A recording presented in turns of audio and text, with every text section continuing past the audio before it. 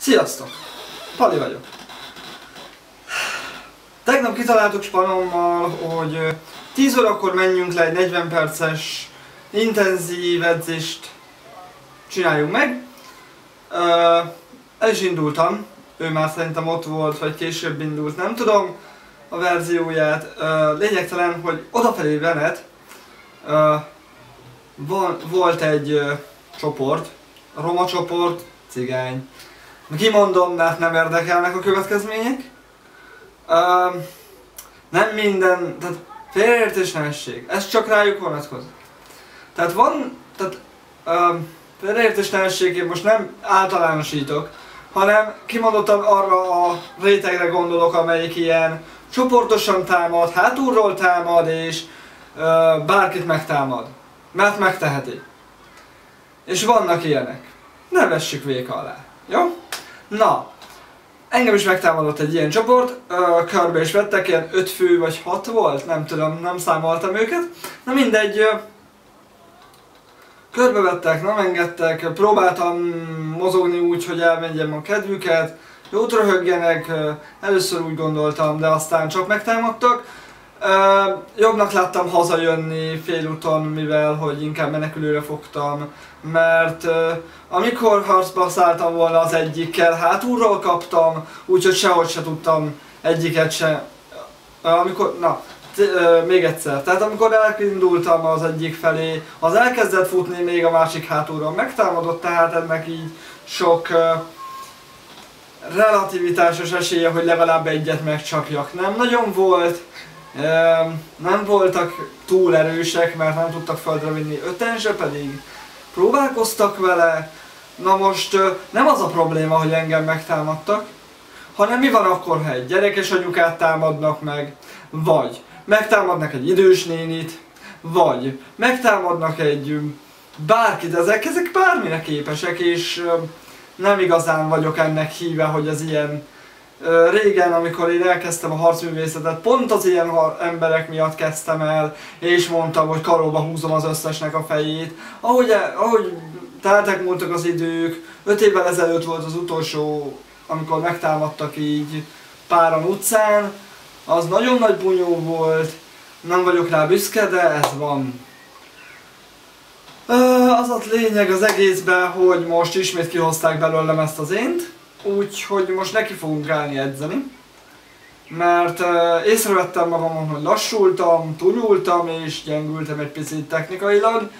Na már most nem fogom felvenni őket, nem kell felvenni őket, mert ismerem a nézői hozzáállást.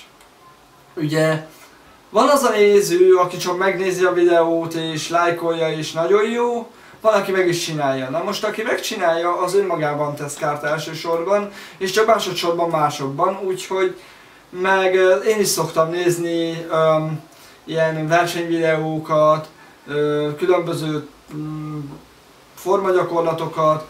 Ezek nem jók, mert olyan fegyvert adok olyan ember kezébe, akinek nem való, mint például ez az orkbanda.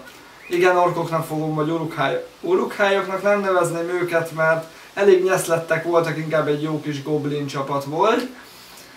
Az urukhályok sokkal masszívabbak, és lehet, hogy ha urukhályok lettek volna, akkor nem igazán kelek föl azoktól a támadásoktól.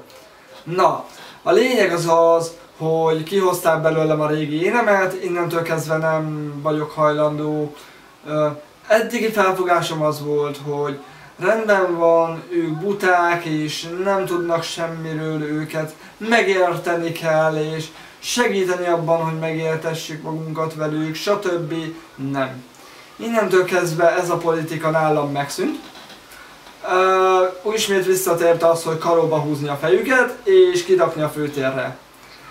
Jó, ez csak elmélet, tehát ez valóságban nem éppen így van, de ha intenzív osztályra küldöd őket, az meg a gigalike. No, úgyhogy köszönöm, körülbelül így ennyi volt az egész, úgyhogy csak hátulról tudtak támadni, szemből soha. Inkább a terelés volt, hogy én előbb-utóbb elgyengülök, de nem jött nekik össze, úgyhogy azon tudtam jönni. Sérülést tulajdonképpen nem okoztak, se bordatörésem nincsen, se zúzódásom. Mondom, goblinok voltak, nem urukhályok. De mégis úgy érzem, hogy ezt figyelembe kell venni, és itt van az, amikor azt mondom, hogy az önvédelem fontossága.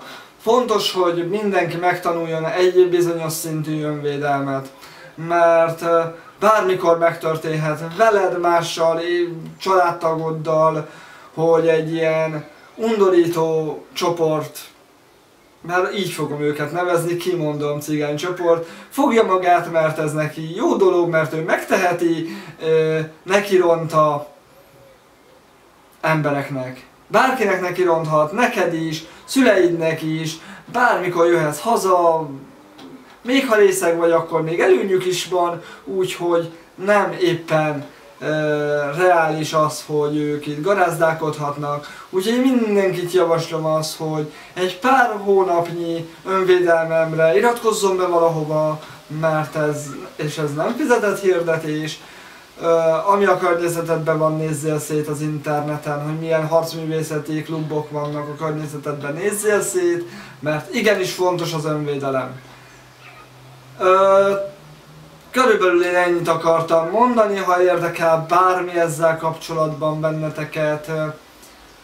Később kitérek, hogy én milyen harcművészetet folytatok.